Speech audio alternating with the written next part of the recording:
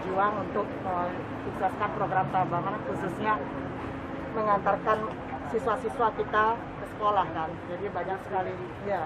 Dan ini sifatnya pribadi, jadi kepedulian dari hati. Jadi kita berharap apa yang kita lakukan ini bisa mengurangi paling tidak sedikit beban masyarakat kita.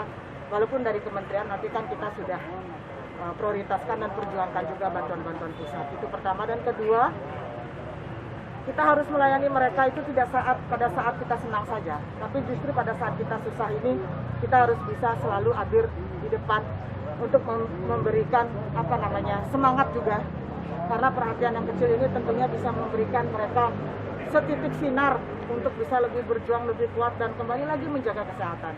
Makanya kenapa kita berikan juga PMI ada yang namanya paket stamina biar kuat, ada jamu, terus ada vitamin, ada energen, ada susu, terus ada makanan sehat semua, imunnya kita jaga. Mudah-mudahan yang 100 lebih ini kembali dari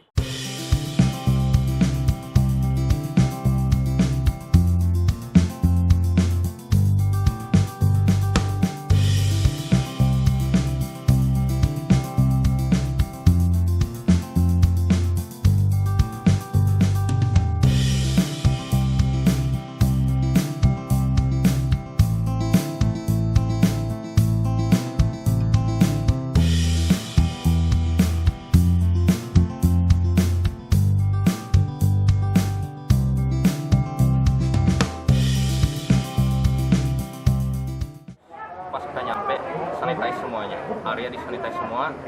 Habis itu nyampe di kamar masing-masing udah disuruh ganti baju yang dipakai dicuci lagi.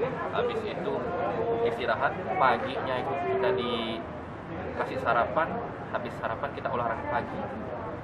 Nah, habis olahraga pagi itu ada lagi pengecekan rutin setiap hari dari puskesmas terdekat. Terus recordnya itu tiap hari ada.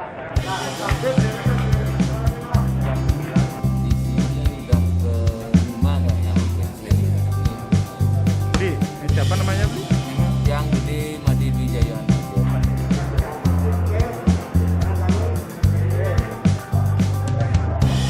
ada keluhan messenger saya di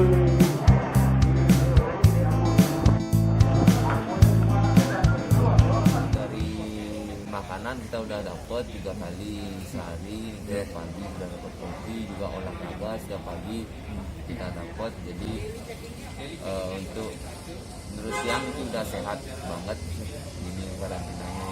Fasilitasnya udah oke. Di sini 1 kamar 1 orang, dan di sini udah ke 5 kayaknya mungkin sih.